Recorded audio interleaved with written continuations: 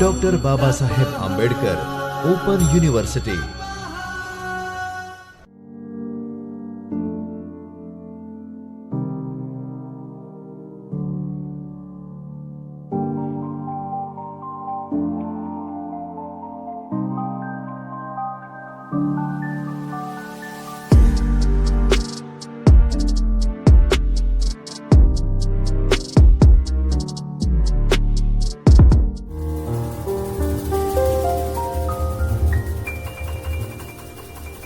Namaskar dear students, welcome back. In last session we have take 3 demonstration to use API in your application to retrieve data from server. Sometimes we want to store data locally for better management of data like storing users preference or to-do list etc. So in that case we can use either shared preference, SQLite or Hive to manage your data. In this session we will take 3 more demonstration to use shared preference, SQLite and Hive in your app. Let us start with first demonstration. On screen you can see this is my app running on my device. Here we have one button called toggle. Now initially it displays dark theme, right? So when I click on this it switch me to light. Now suppose I close this app and again run that app, you can see that it retrieves only light. And suppose I have last saved this dark theme and close this app and again open that app, it preserves dark. So this is how we can manage user preference. So let us try to understand its code. Here I define one package material.dart, then shared preferences.dart. Then I define method main which calls runapp method and it takes myapp as a root widget. Now what is myapp? Myapp is a stateful widgets because we want to manage these theme state. So it is a root widget of the app and we use stateful widget because the theme changes based on stateful behavior. So class myapp extends stateful widgets. This is constructor. Inside that we must override create state method. Here we define state class for myapp and we have taken one boolean variable is dark which is initially false so that light theme is displayed. So these boolean flag track theme state. Now inside init state I call this method called load theme which loads previously saved theme preferences. So this load theme is asynchronous because it may take some time to load that preferences. So first thing you need to do is create instance of shared preferences. Inside these preps object I call shared preferences dot get instance method to access local shared preference. After that I call set state method to check if is dark exists, we must use its value, otherwise we have to use false or light mode. So here I write down is dark equal to preference dot get boolean because we store boolean value inside that variable either true or false. This will return is dark value and if it is initially null it returns false. So this is how load theme will retrieve previous stored value. Now when this toggle theme button is pressed, I want to again update status, right? If is dark is true, I must set it to false and if it is true, I must set it to false. So here I define one function toggle theme and save the preference to shared preferences. So this method is called whenever I click on this button. So again this is asynchronous method and inside that I must get instance of shared preference. So here I write down preps equal to shared preference dot get instance to get instance of shared preference in preps. I must toggle theme. If it is true, I must set it to false. If it is false, I must set it to true. So here I write down complement or not. So before writing not, we'll flip the theme state between light and dark. And whatever value is set inside is dark, I must store that inside shared preference. So I call preps.set boolean method, and what is my field or name of value is dark, and what is actual value, which is represented by underscore is dark. So it will store underscore is dark value with this name is dark in shared preference, which is retrieved by this get boolean method. So this is dark name used inside get boolean should be used inside this set boolean method. Otherwise it will not work. So both the name used in set boolean and get boolean must be same. Inside build method I return material app, set debug show check mode banner to false, and inside theme I use is dark to decide theme. So if it is set to true, I must use dark theme, otherwise I must use light theme. So this is how actual theme is set. Now inside scaffold I want to display in app bar theme toggle demo. So here I write down app bar text as a theme toggle demo. Below that I want to display in center of screen elevated button with text toggle theme. So here I write down body, inside center I write down child elevated button, and on press I want to toggle theme from light to dark and dark to light. So I call these toggle theme, which I have already discussed, to toggle theme on button press, and the button text is toggle theme. So this is how we can use shared preference in our application. So friends, in this demonstration we have used shared preference, which is very simple to use. First you have to create instance of shared preference, and then you have to call appropriate get and set method to store and retrieve data stored inside shared preference. Next demonstration we want to take is about SQLite. Let us understand second demonstration. So friends, this is complete application which provides you with insert, update, delete and retrieve operation. Here I maintain to-do list. So whatever value stored inside these represent different tasks that I want to do. I have already added these into database. Initially it displays blank. I am currently deleting all the tasks created earlier. Initially it displays no task yet. Add some. So how to add task? Here you can see floating action button. So I am clicking. It will ask me to add task. So for example, I here write down task 1, and whenever I click on this add button, now this widget is called bottom screen. So I use bottom screen to capture user information. So here I am clicking on add. So it will add first task to my list. Similarly, I can display other tasks also, like task 2, 3 and so on, or you can also provide actual name that you want to create. It will also display in snack bar task added successfully. And here you can see the list of tasks. If I close this app completely, then again when I rerun this app, I can see these tasks, because SQLite provides persistent data storage. So your data is saved permanently on your device in form of file. Now suppose I want to edit these, right? So I have provided icon edit, and whenever I click on this, it will ask me to update or edit task details. So I have updated. Whenever I click on update button, it will change that value. This is how we can perform update operation. Suppose I want to delete this task, I can click on this delete icon, and it will ask you for confirmation that are you sure you want to delete this task, and if you press delete button, then and then only it will be deleted. If you press cancel, it will not be deleted. This is how we can perform all 4 basic operation, which is creating table, inserting data, retrieving data, updating data and deleting data. So let us understand these code. First you must import these package material.dart, sqlite.dart, path.dart, and you must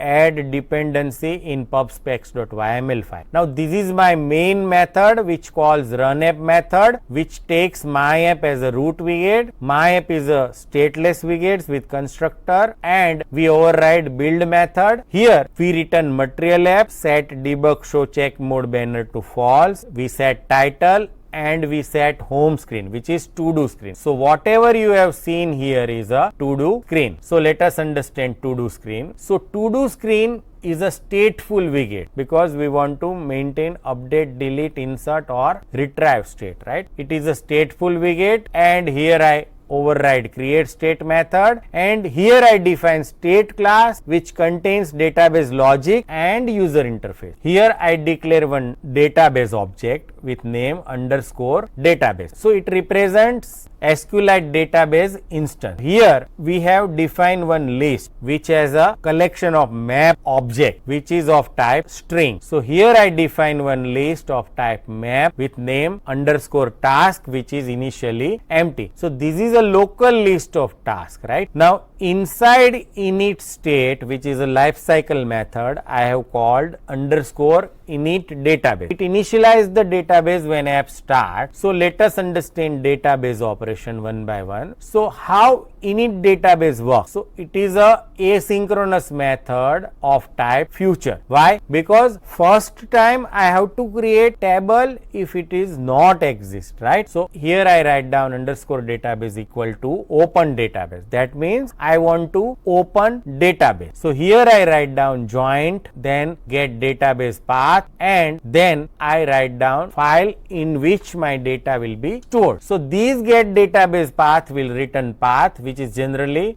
data/data inside your app name, and inside that you can find this todo.db, right, which stores our data. Whenever database is created for the first time, I must create table task to store my different tasks. So on create, which takes two argument, db which represent our database and version which represent version of the database. So using these database object, you can execute any command using execute method. So here I call db.execute, and inside that I can write down ddl command like create table. So here I write down create table, this is my table name, and it takes one id which defines our primary key of type integer, and here I write down auto increment. So internally it stores every task id and increment it by one automatically, and second is of type text, this is represented by this text. So title represent text. So first time when database is created, it also creates table. After that we call load underscore task, which load task after database is ready. So below that I define this method underscore load task, which is again asynchronous of type future. What I want to do is I want to retrieve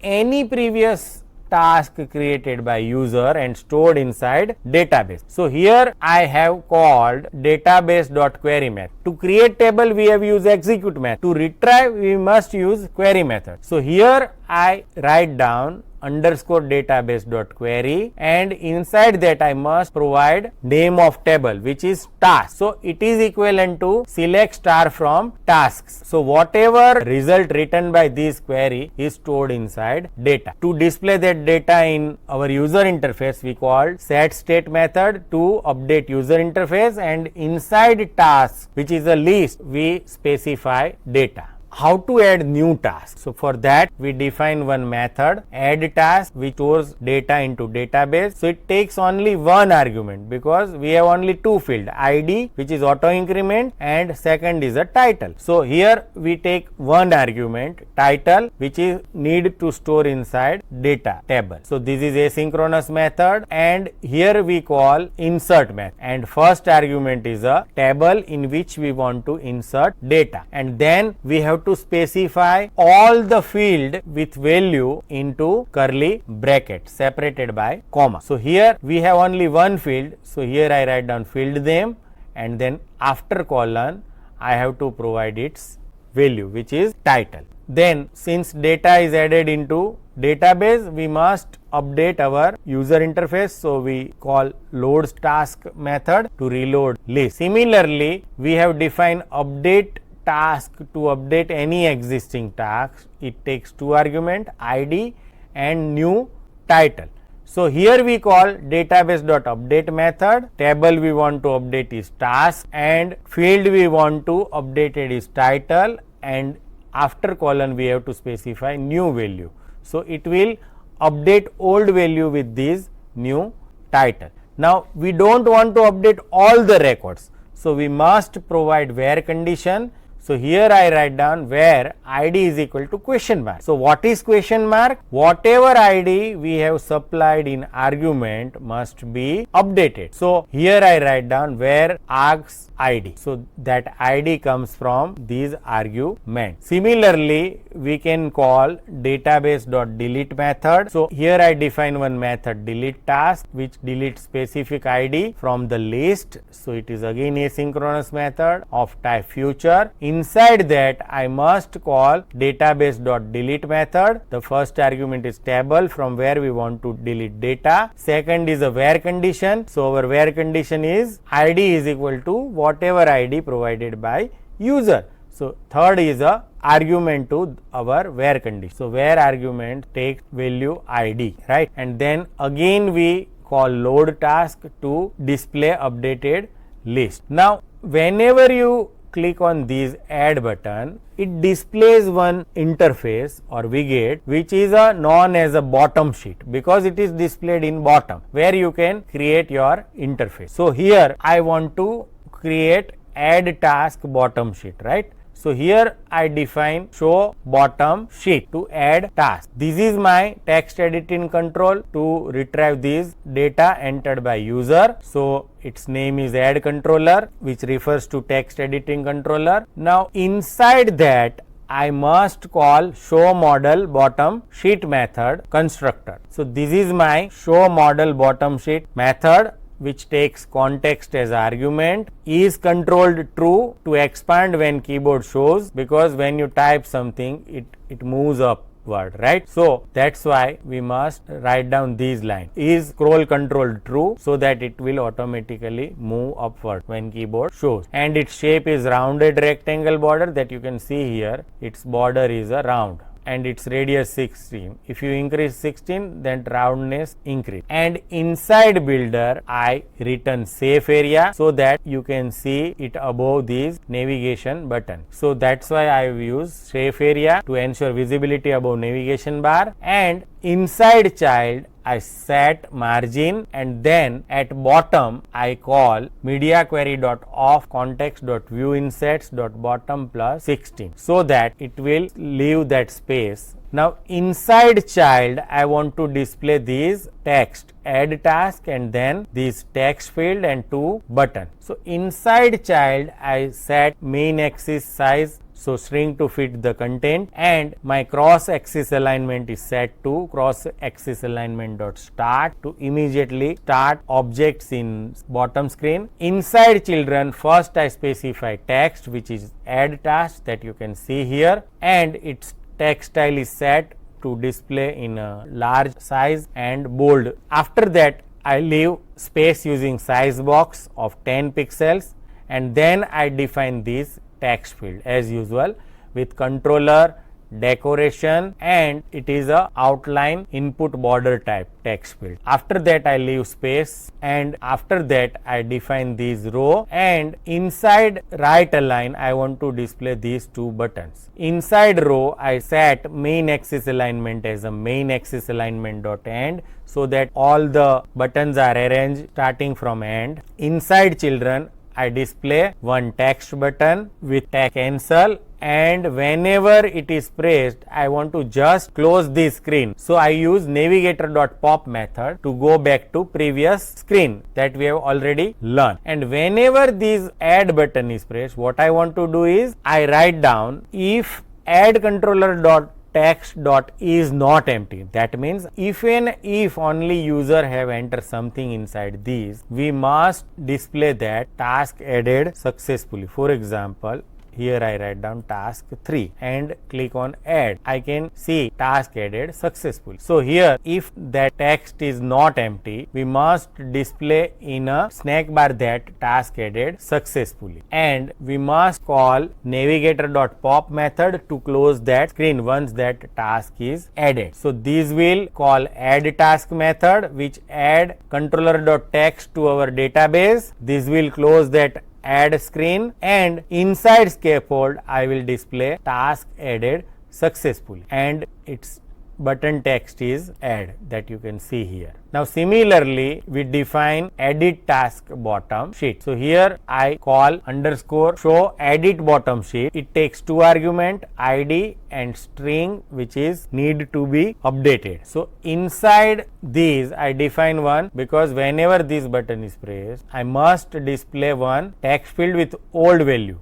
So these old title represent existing title, right? And these id represent id of these tasks. Here I inside text editing controller, edit controller, I initially display old title, and after that I want to actually display model bottom sheet. So the first argument is context, second is controllable true to display keyboard, and then its shape is rounded rectangle that we have already discussed, and inside that we use safe area, this is a margin, and after that in child I want to display these text field and two button. So similarly I have defined edit task, this text field controller which displays enter new title. If it is not entered, suppose this is not entered, it display enter new title. So this is a hint text and this is a space between button and text field. Similarly, like previous case, here also I define cancel button, and on press I want to just close that screen. So use navigator.pop. Inside second button we check these edit task text should not be empty. Then we must call update task to store that updated value inside database. Then we have to close this screen. Suppose I change this task and then update, it will be stored in database using this update task method. That screen is closed, and inside scaffold we see message task updated successfully. So then comes my delete button functionality. So in delete I want to display bottom sheet, but with delete task text, this message as a text and two button. So here we define show model bottom sheet. Again, like previous example, we define context, its shape is rounded rectangle, we define shape area, then we provide padding, then we display this text delete task in larger size font and bold. Then we leave space between another text which displays are you sure you want to delete this task, which is static text. Then we again leave some space, and in row from and we want to display two button. First is a text button which displays cancel, and whenever it is pressed these should be close. So I call navigator.pop, and suppose I click on this delete, it should be deleted from database. So here I write down second elevated button, it is red, and on press I called delete task method that we have already defined earlier. After deleting we must close this screen, so I call navigator.pop method, and inside snack bar I display task deleted successfully. So I am clicking on this delete button, that is deleted from this list, as well as this snack bar display task deleted successfully. All these define different bottom screen for delete, insert and update, which is very similar to each other but with some differences. Now we must override build method to actually display our user interface. So here we define our build method. So inside build I return scaffold, and inside app bar I display SQLite to do, and inside body I display whether task is empty. If there is nothing inside task, in center we must display no task yet, add some. Like if these two are deleted, then our data is empty. So it will display no task yet, add some. And inside list view, if there are some tasks like created earlier, we must display those tasks, right? So using list view I can display any previously added task. So here item count is a task.length because that task fetch data from database. So whatever number of records is retrieved, we must consider it as a item count, and using item builder I can create list tile with title text as a title from database. So from task at particular index I have to retrieve this field title, right. So this is how we can retrieve these text task 1, task 2, etc. And inside trailing I want to display two icons, right. So inside trailing I create row widget with main axis size as a minimum to shrink to fit, and then we define two children. First is a icon button which is edit and its color is orange, that you can see on the screen, and whenever it is pressed I will call that show edit bottom sheet method, and I provide two argument id as well as title to update. So this is id where we want to update, and this is old title which will be replaced by new title. So this is how that edit works. And second icon button is a delete with red icon, and whenever it is pressed I will call show delete bottom sheet, and I provide id of particular index which will be deleted. So this is how we can create these interface. Now after these list at bottom I want to display this floating action button. So after that I write down floating action button and its text is icon add. So in child I display icon dot add which displays this plus sign that you can see here. Whenever I am clicking on that it displays that show add bottom sheet, and we have already learned its functionality. So friends, in this example we have learned how to implement full-fledged CRUD operation, that is create, retrieve, update and delete operations in SQLite. So again it is very simple to use. First time you have to create database and any tables that you require. After that you can just call its insert, update, delete method to retrieve, update or delete database. So I hope you understand how SQLites provide us structured data management facility, and it data is persistent. It is stored inside file on your device itself. So it is a persistent. Now third local storage option available with is Hive. So let us try to understand how to use Hive in your app. So let's begin. So friends, this is my interface. On screen you can see that it displays any profile that is saved earlier on screen. So whenever our app starts it will retrieve my profile information from the Hive and display it on screen. Now suppose I want to update this profile, I can update that immediately, and here suppose I am entering new detail and click on save profile. Now that profile will be displayed. Now suppose I close this entire app and next time I will open this app, it will show this updated information. So this is how it stores data locally, and we can retrieve that data or update that data using Hive. So let's understand its code.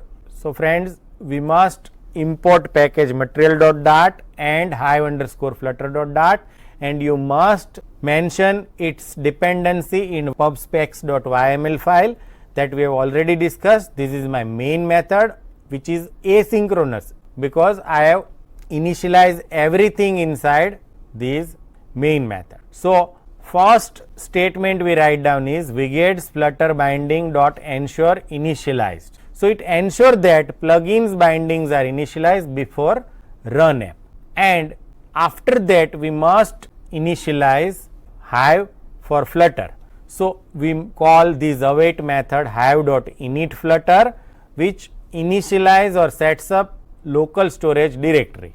The next statement opens Hive box like database, table or collection.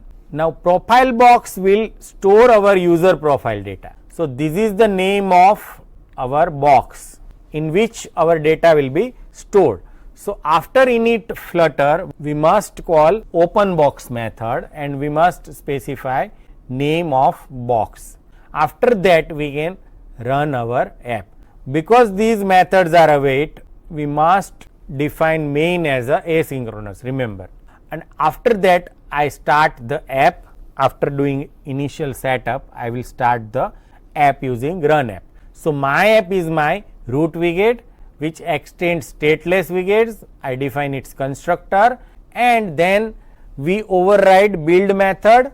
Inside that I return material app, set debug show check mode banner to false and set title to high profile demo, and in home I define this profile screen. So this entire is a home which is sets to profile screen widget. So below that you can see my profile screen which extend stateless widgets, and we have 3 text editing controller for name, age and biodata. So this is how 3 text editing controllers are defined for each text field, and then we must reference to Hive box. So what is our name used in open box must be specified in this hive.box method. So it reference to Hive box which is local storage, and this is my constructor, and after that I override build method. Here I return scaffold and set app bar text to Hive profile that you can see here. After that I display these 3 text field. So inside body I provide age insets for all of 16 pixels, and then I create column widget with children 3 text fields. So first text fields controller name is name controller. Its input decoration specifies label text as a name which is initially displayed when user has not entered anything. Similarly, we have defined second text field with controller age controller, and its label text is set to age, and my keyboard input type is always number because here we are always going to add digit only. So you can see this keyboard layout is changed to number only. So here I write down text input type dot number. Then I define third text field with controller bio controller, and its label text is set to bio. After that I leave some space of 10 pixels, and then I display elevated button. Now what we want to do when this button is pressed? So inside on pressed I write down box dot put. So what does it do?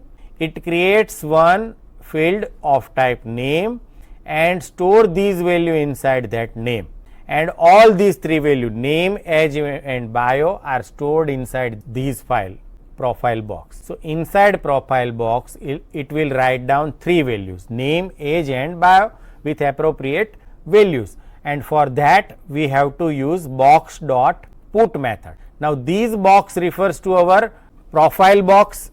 For other data, suppose you want to maintain different values for different app, then you can define different boxes, right. So here this box refers to profile box. So inside profile box these 3 value must be put with title, name, age and biodata, and then we display text save profile as a button text. Then we put divider. Here you can see very thin line which is divider, and after that we want to display this value inside my text. So here I listen to Hive box changes in real time using value listenable builder.